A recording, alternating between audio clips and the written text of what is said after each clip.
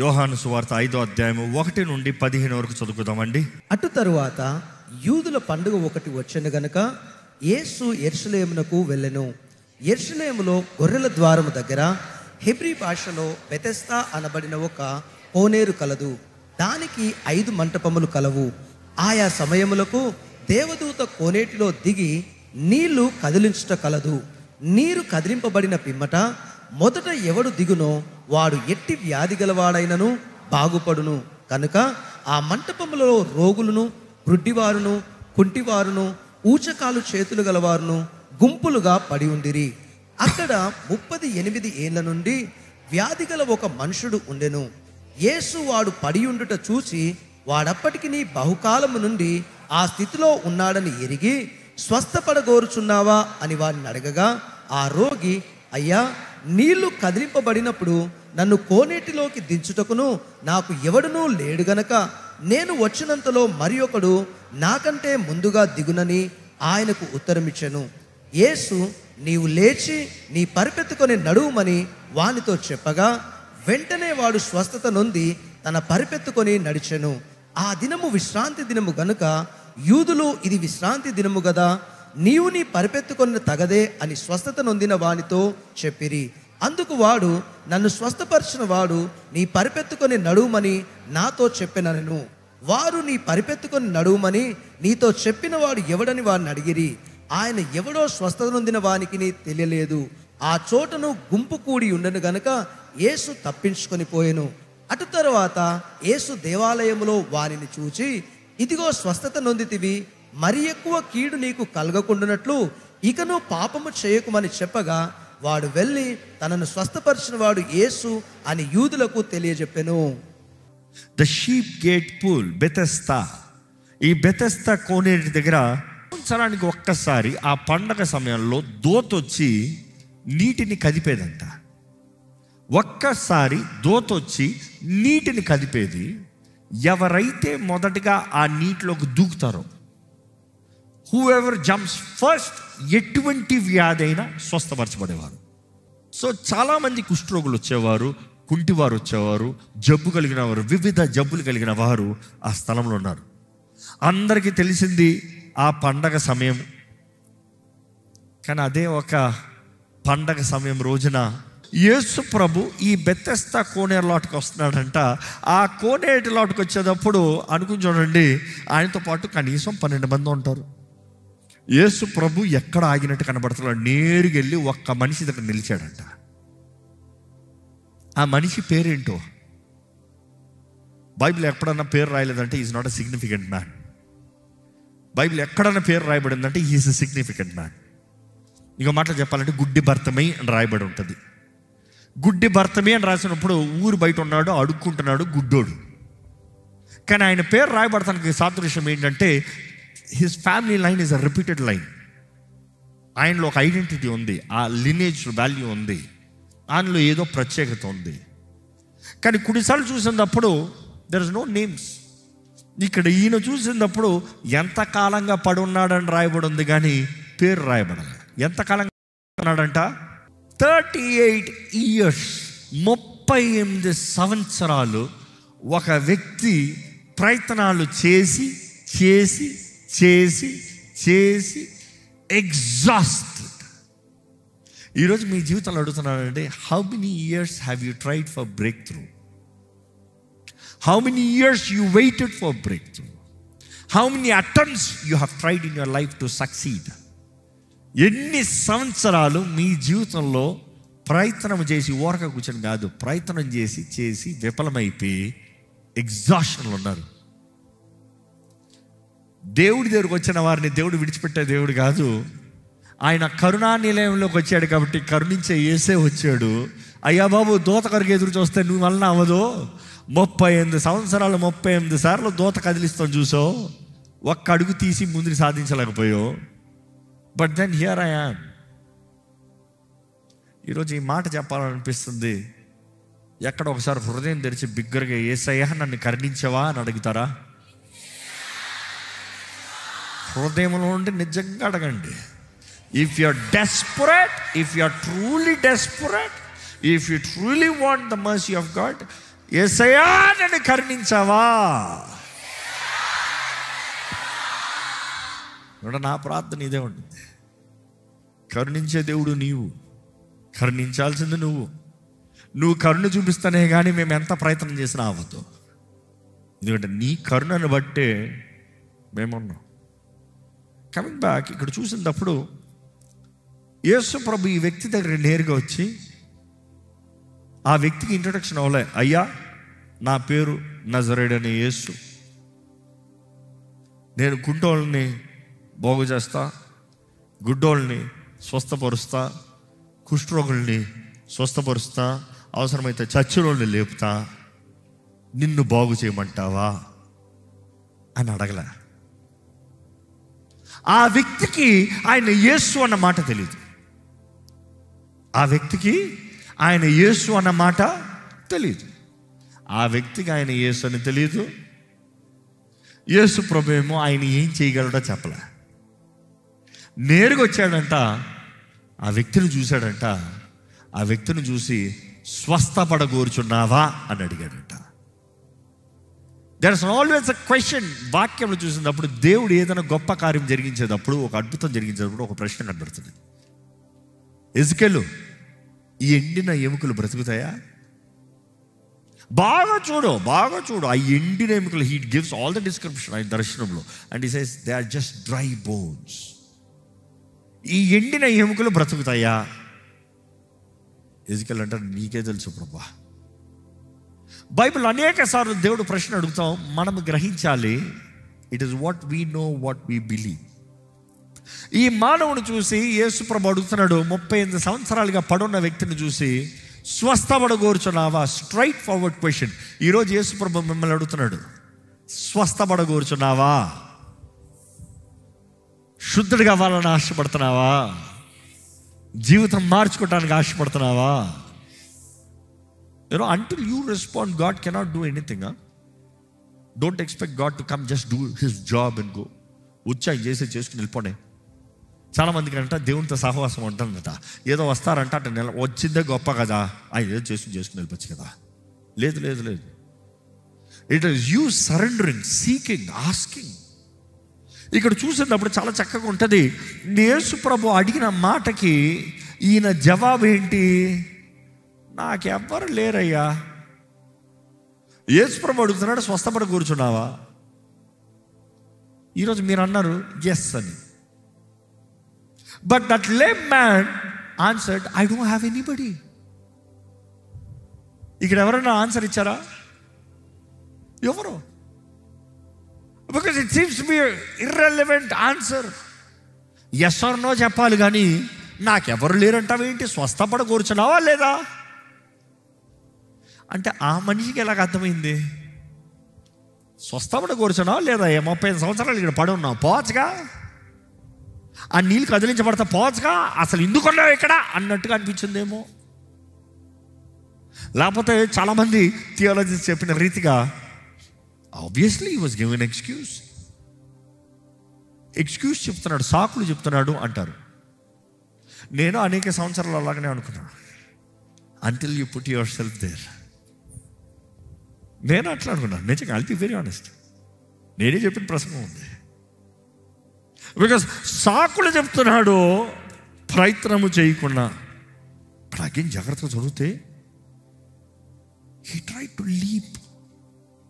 నీరు కదిలించబడిన ప్రతిసారి నేను అడుగు తీసాను, నేను ఈడ్చుకున్నా. Lame man, how can you walk?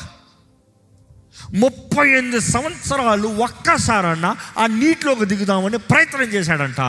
ఎవరో అక్కడ ముందు దూకాడంట. నేను చూసాను ఎవడో ఇంకోటి దూకాడు అనలే. ఐ ట్రైడ్, నేను ప్రయత్నం చేశాను, ఎవడో ఒకడు దూకాడు. ఎన్ని సంవత్సరాలు? 38 సంవత్సరాలు. ఎంతమంది స్వస్థపడతాం చూసావు? కనీసం 38 మంది. 38 మంది నీ ముందు చూసావు, 38 సార్లు స్వస్థపడతాం చూసావు. How much more devastating, frustrating life is. ఎవరు స్వస్థపడకపోతే పర్వాలేదు అన్నట్టు ఉండొచ్చు. నీ కళ్ళు ముందే 38 మంది స్వస్థపరచబడాలి. ఒకడు ఇద్దరు కాదు, 38 మంది. ఎలాగుంటుంది? అనుకుంటాం.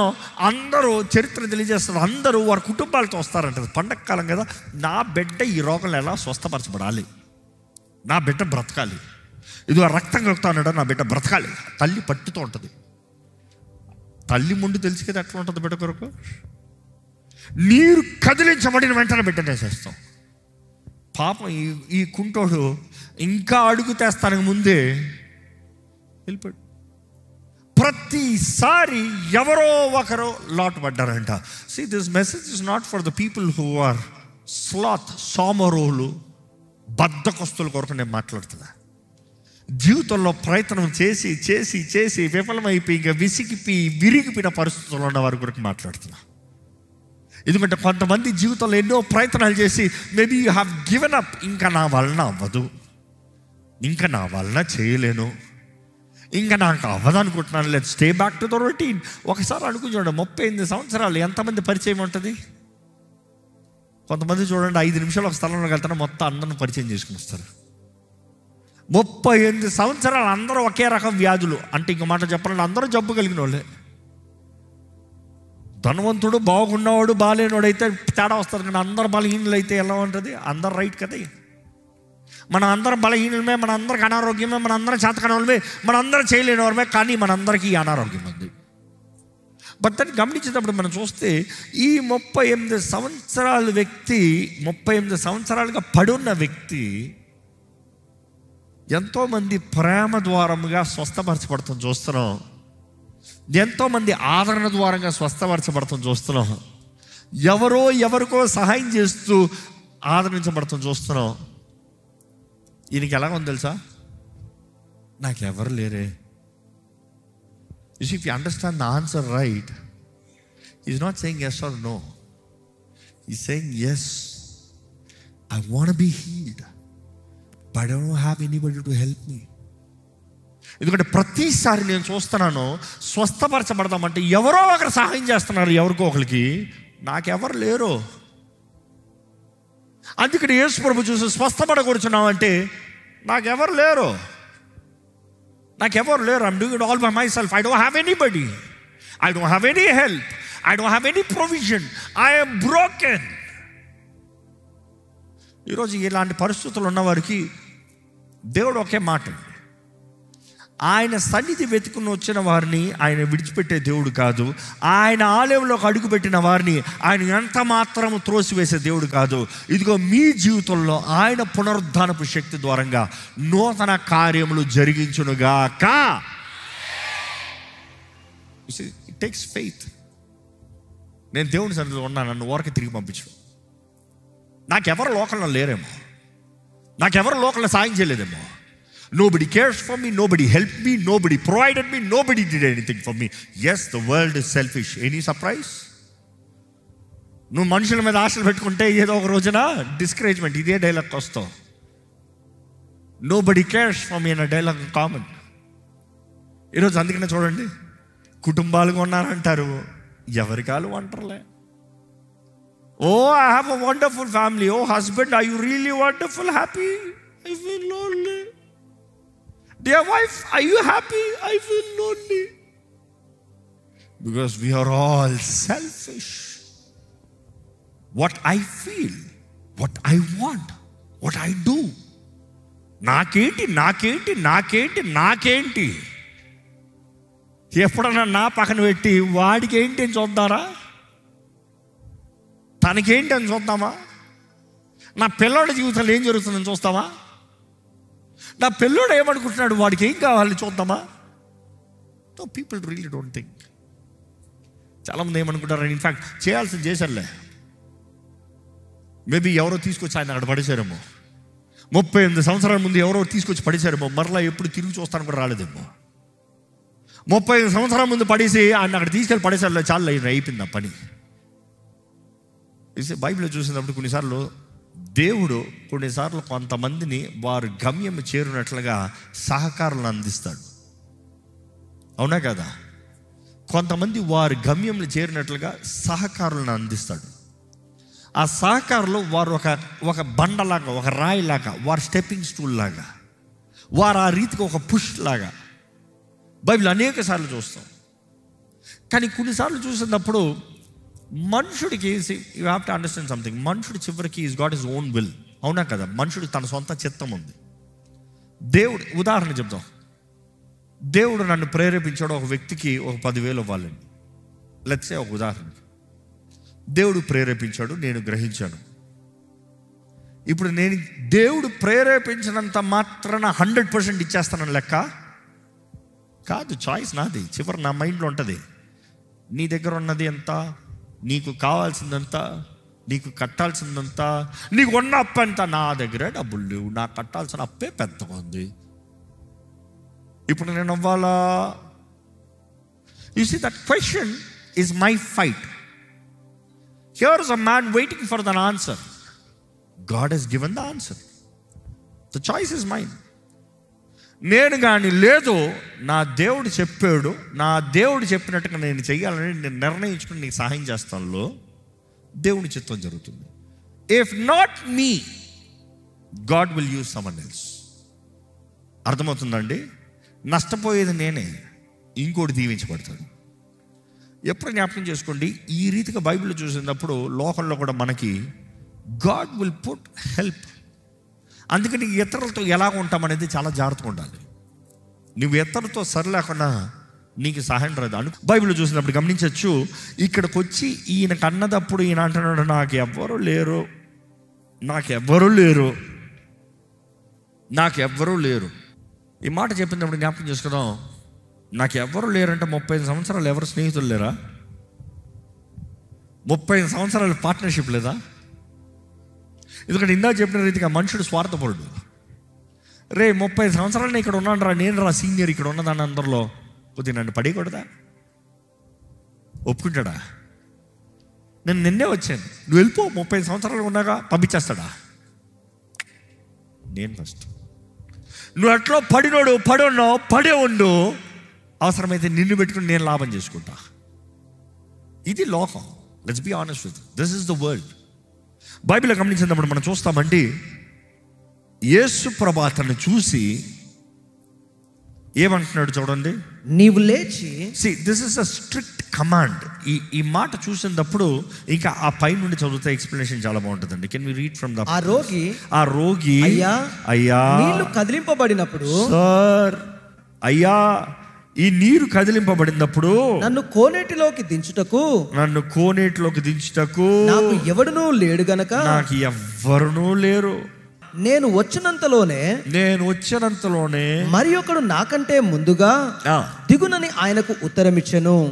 అందుకు యేసు నీవు లేచి నీ పరుపెత్తుకొని నడుమని వానితో చెప్పగా, నీ పరుపెత్తుకొని నడు. ఈ మాట గ్రీక్ లో చూసినప్పుడు బేసిక్గా యేసు ప్రభు అక్కడ ఆజ్ఞాపిస్తున్నాడు, కమాండింగ్, నాట్ రిక్వెస్టింగ్. ఆయన అయ్యా నాకు ఎవ్వరు లేరయ్యా అంటే ఆయన ఎదురు చూసింది యేసు ప్రభు వచ్చి లేపుకుని వెళ్తాడేమో అని. లేకపోతే యేసు ప్రభుతో 12 మంది ఉన్నారు కదా, ఆయన అనుకుని ఉంటాడేమో, యేసు ప్రభు రే ఇద్దరు ఉండండి రా, పండగ టైం కదా, నీళ్ళు కదిలించబడే టైం కదా, ఈసారి కరెక్ట్గా ఈ నేసేయండి రా అని చెప్తాడు అనుకున్నాడు. కానీ దేవుడు ఎలా పనిచేస్తాడు ఏ మనుషుడు ఊహించలేడండి. నమ్మేవారు ఉంటే హల్లెలూయా చెప్దామా? He works in mysterious ways. ఇక్కడ చూసినప్పుడు యేసు ప్రభు ఒకటే కమాండ్ ఇస్తున్నాడంట, రైజ్, ఆజ్ఞాపిస్తున్నాడు, rise, take up your mat and walk. ఈరోజు అట్లా కానీ మనకి ఎవరన్నా చెప్పారు అనుకో, నీకే చెప్పారు అనుకో, బుద్ధి ఉందా? 35 సంవత్సరాలు పడి ఉన్నాను, ఎవరు లేరు అంటున్నాను, చెయ్యవచ్చుగా, లేపచ్చుగా, నన్ను లాగా పట్టుకుని నేను లేచేలా ఉంటే ఎప్పుడో లేకుతుంది కదా. ఈరోజు మన డైలాగ్, నేను చేసేలా ఉంటే ఎప్పుడో చేస్తుంది కదా. ఎప్పుడో సంగతి తర్వాత, ఇప్పుడు మాట వచ్చింది చెయ్యి. ఎప్పుడో నువ్వు అనుకుంటాం వేరు, ఎప్పుడో నీ ప్రయత్నాలు వేరు. 38 సంవత్సరాలు నీ ప్రయత్నాలు విఫలమో తెలుసు, కానీ ఇప్పుడు మాట వచ్చింది చెయ్యి. బైబిల్ చూసినప్పుడు గమనిస్తామండి, యేసు ప్రభు ఆజ్ఞాపిస్తాం, లే నీ పడక తీసుకునే నడు అని చెప్తాం మాత్రం కాదు, ఆయన చెప్పిన మాటకి ఆ వ్యాధిగ్రస్తుడికి శక్తి వచ్చిందంట. ఆ నడవలేని వానికి దేవుని మాట రైజ్, ఆ కమాండ్, ఆ రైజ్ అన్న కమాండ్కి దేహంలో ఏదో అయింది. ఇట్ వాజ్ లైక్ రైట్, నేను లెగుస్తున్నా. కానీ కొన్నిసార్లు నువ్వు యాక్షన్ చేస్తున్నాయి కానీ నీలో శక్తి ఉందా లేదా తెలియదు. అర్థమవుతుందా అండి? క్రియ జరిగిస్తున్నాయి కానీ నీకు ఆ సామర్థ్యత ఉందా లేదా తెలియదు. ఎప్పుడన్నా ఏదైనా డబ్బాలు కానీ కవర్లు కానీ బ్యాగులు కానీ ఏదైనా సహాయం చేస్తానికి వెళ్ళి కానీ ఇది ఎంత బరువు ఉంటుందో అనుకుంటూ ఇంతేనా అనుకున్నా అవగాహన ఏమన్నా ఉందా? You thought it would be hard, but then you are like it's easy, it is easy. ఈ వ్యక్తి ఎక్స్పీరియన్స్ కూడా అదే. ఇది చేయగలనా? చేశాడు. ఆయన లేచాడంట, ఆయన పడకెత్తుకున్నాడంట, ఆయన నడిచిపోతానే ఉన్నాడంట. ఈరోజు మీ జీవితంలో ఎన్ని సంవత్సరాలు, కొంతమంది 38 years కాదు, కొంతమంది మేబీ 4 years, కొంతమంది 5 years, కొంతమంది 6 years, కొంతమంది 10 years, కొంతమంది 12 years. కానీ ఎన్ని సంవత్సరాల లెక్క కాదు, క్రోనోస్ టైం కాదు, నీ లెక్క కాదు. దేవుడు నీ జీవితంలో నిర్ణయించిన కార్యాన్ని జరిగించగలిగిన దేవుడు. నీవు మాత్రం తగ్గించుకుని సంపూర్ణతతో ఆయన వెతికి సేవించగలిగితే, if you genuinely come to him and ask God, heal me, restore me, sanctify me. ఈరోజు కరుణ చూపించే దేవుడు మన మధ్య ఉన్నాడంటే దయచేసి స్థలంలో ఉంచుతాము, ప్రార్థన చేద్దాం. కొద్దిసేపు యథార్థంగా దేవుని సన్నిధిలో ప్రార్థన చేస్తూ ఆయన సహాయాన్ని వేడుకుంటాం, ఆయన కృపను వేడుకుంటాం, ఆయన శక్తిని వేడుకుంటాం. ఆయన నామంలో మనకు కావాల్సింది ఆయన ఇచ్చే దేవుడు, జరిగించే దేవుడు. ఎన్ని సంవత్సరాలుగా మీరు పడున్నారు జీవితంలో, ఎన్ని సంవత్సరాల ముందుకు సాగలేని పరిస్థితులు ఉన్నారు, ఎన్ని సంవత్సరాల జీవితంలో విఫలంలో ఉన్నారు, ఎన్ని సంవత్సరాలు ఎన్ని ప్రయత్నాలు చేసి all are gone, all are wasted, all is done, I can't అన్న పరిస్థితులు ఉన్నారేమో. కానీ నమ్మండి, పిడిచిన దేవుడు నమ్మదగిన దేవుడు, నిన్ను కరుణించే దేవుడు, గొప్ప దేవుడు. సగం పనులు కాదు, నీలో సంపూర్ణమైన కార్యాలు జరిగించే దేవుడు. He wants to restore you. కానీ ఈరోజు ఆయన వాక్కి అంగీకారంగా నీవు లోబడగలుగుతున్నావా? ఆయన వాక్ ప్రకటిస్తే కెన్ యూ కంప్లీట్లీ సరెండర్? ఈరోజు దేవుణ్ణి అడుగుదామండి, నా మొరను ఆలకించయ్యా, నన్ను ముట్టయ్యా. ఆయన అడిగిన ప్రతి ఒక్కరికి ఆయన జవాబిచ్చే దేవుడు. ఆయనను పిలిచిన ప్రతి ఒక్కరికి ఆయన జవాబిచ్చే దేవుడు. నీవు నిజముగా ఆయన సన్నిధిలో చేరి, ప్రభా నన్ను ముట్టయ్యా, నా మొరను ఆలకించయ్యా, నాకు విడుదల దయచేయ్యా, నాకు స్వస్థత దయచేయ్యా, నా జీవితాన్ని బాగు చేయ్యా, నేను ముందుకు సాగే జీవితం నాకు దయచేయ్యా, ముందుకెళ్ళే బ్రతుకు నాకు దయచేయ్యా, నీ సొత్తుగా నీ సాక్షిగా బ్రతికే జీవితం నాకు దయచే ప్రభా. అడగండి, దేవుడిని అడగండి. దేవుడి సన్నిధిలో ఉన్నాము. యథార్థంగా ఒక ప్రార్థన చేసిన తర్వాత మనం ముగిస్తామండి. దయచేసి కొద్దిసేపు దేవుని సన్నిధిలో కరుణ కొరకు చేరున్నాము. కరుణామయుడిని కరుణ చూపించి పని పెడుకోదామా?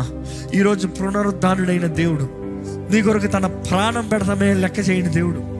ఆయన ప్రాణాన్ని నీ కొరకు పెట్టి, నీ కొరకు క్రయధనాన్ని చెల్లించి, నీకు కావాల్సిన సంపూర్ణ విడుదలనిచ్చి, ఈరోజు ఎవరైతే నమ్ముతారో, ఎవరైతే విశ్వసిస్తారో వారికి విడుదల, వారికి విమోచన, వారికి రక్షణ, వారికి సమాధానము, నూతన జీవితాన్ని ఇచ్చే దేవుడు అండి.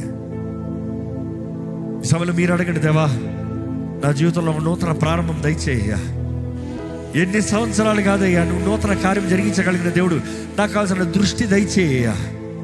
నేను విడిపించబడతాం మాత్రమే కాదు, విడిపించబడిన నేను ఎట్టు వెళ్ళాలి, ఏం చేయాలో నువ్వు నడిపించు ప్రభా. ఎట్టు సాగాలో సహాయం చేయి ప్రభా. నీ చిత్తము జరిగించు ప్రభా. ఈరోజు మీ జవాబు ఏంటి? యేసు ప్రభు అడిగిన దానికి స్వస్థపడి కూర్చున్నావా? స్వస్థపడి కూర్చున్నావా? What is your answer? స్వస్థపడి కూర్చున్నావా? చెప్పండి, దేవా నేను స్వస్థపడి కూర్చున్నాను ప్రభా, నన్ను బాగు చేయ, నేను బాగుపడాలని ఆశపడుతున్నాను అయ్యా, నా బ్రతుకు బాగుపరచబడాలని ఆశపడుతున్నాను ప్రభా, నీకు అంగీకారంగా మార్చబడతానని ఇష్టపడుతున్నాను ప్రభా. ఈరోజు నీ విశ్వాసాన్ని కనబరచవలసిన అవసరం ఎంతో ఉందండి. ఆయన వాక్కి అంగీకారంగా నువ్వు విశ్వాసం కనబరిస్తే నీ జీవితంలో కార్యం జరుగుతుంది. ఆయన వాక్కుకు అంగీకారంగా నువ్వు అడుగు తీయగలిగితే నీ జీవితంలో కార్యం జరుగుతుంది. ఈరోజు జ్ఞాపకం చేసుకోదు, ఆయన కృప చాలు, ఆయన కృప చాలు. ఎంత లోతులో, ఎంత పోరాటంలో, ఎంత కష్ట పరిస్థితుల్లో ఉన్నా కూడా ఆయన కృప చాలు. ఆయన కరుణ చూపిస్తున్నాడు కాబట్టి ఈరోజు ఇంకా మనం బ్రతుకుతున్నాం. ఈరోజు మన జీవితంలో ఏ పరిస్థితుల్లో, చేతకాని పరిస్థితుల్లో ఉన్నామో అడుగుదాం, దేవా నా జీవితంలో ఈ కార్యాన్ని సాధ్యపరిచయ్యా, ఈ స్థితిని మార్చు ప్రభా, ఈ స్థితిని తారుమారు చేయ్యా, నా జీవితంలో ఈ విషయంలో కావాల్సిన విడుదల దయచేయి, నెమ్మది దయచేయి, జయము దయచేయి, సఫలత దయచేయి. కరుణించు ప్రభా, కృప చూపేయ్యా. మా బ్రతుకుల్లో మార్చమని వేడుకుంటామయ్యా, మాకు విడుదల దయచేయమని వేడుకుంటామయ్యా. స్వతంత్రత, నూతన సృష్టిగా మార్చి నూతన జీవాన్ని ఇచ్చే ప్రభువా. ఎందుకనయ్యా ఎటువంటి పరిస్థితుల్లో ఇరుక్కుని ఉన్నారో, చచ్చిన స్థితిలో ఉన్నారో, పాసి పెట్టిన బ్రతుకులుగా ఉన్నాయో, ముందుకు సాగలేని, నూతనత్వం లేని జీవితాలు ఉన్నాయో చూడయ్యా. ఎన్ని ప్రయత్నాలు చేసి విఫలమైపోయిన స్థితుల్లో ఇంకా they have given up there lifes, దేవా చూడయ్యా, అటువంటి వారిని చూడయ్యా. మనుషుల ద్వారా తునీకరించబడిన వారిని చూడు ప్రభా. ఓదార్పు లేని, ఆదరణ లేని, ఒంటరితనంలో ఉన్న వారిని చూడు ప్రభా. ఏదో నా బ్రతుకు నేను బ్రతుకుతున్నాను, నాకు ఎవరు లేరన్న పరిస్థితుల్లో ఉన్న వారిని చూడు ప్రభా. ఆదుకున్న దేవుడు నీవే, నూతనత్వాన్ని ఇచ్చే దేవుడు నీవే, నూతన సృష్టిగా మార్చే దేవుడు నీవే. పాత విడిచి ముందుకెళ్ళినట్లుగా మాకు నూతన అవకాశాలు, తలుపుల్ని తెరిచే దేవుడు నీవేనయ్యా. దేవా ఇక్కడ ప్రార్థిస్తున్న ప్రతి మొరను ఆలకించయ్యా. ఆశపడున్న ప్రతి ప్రాణాన్ని తృప్తిపరిచయ్యా. నీ ఆత్మ శక్తిని దయచే, నీ ఆత్మ విడుదల దయచే, నీ ఆత్మ స్వరాన్ని వినిపించే. నీ నెమ్మది, నీ ఆదరణ, నీ ప్రోత్సాహం, నీ సమాధానము నీ బిడ్డలకు అనుగ్రహించు ప్రభా. ఈరోజు విత్తిన ఈ వాక్యాన్ని భద్రపరచు, ప్రతి హృదయంలో ముద్రించు. దేవా అపవాది ఎక్కడ దొంగిలించకుండా సాయం చేయి. వారు ఒంటరితనంలో, వారి చేతకాని పరిస్థితుల్లో help them to understand you are there. నువ్వు చాలు ప్రభా, నువ్వు చాలయ్యా. నిశ్చయంగా నీలో ఉన్న జీవితం ఎంతో ధన్యత ప్రభా.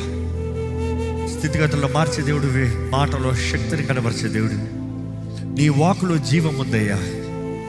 మమ్మల్ని విడిపించిన దేవుడివి. మరలా వెళ్ళి ఇక పాపము చేయొద్దు దేవా. పాపానికి వేరుగా ఉండేవారుగా, పాపంలో స్నేహంగా ఉండేవారుగా కాక నీతో స్నేహంగా, నీతో స్నేహితులుగా, నీతో స్నేహం కలిగిన జీవితాలు ఇక్కడ ఉన్న మా అందరికీ దయచేయమని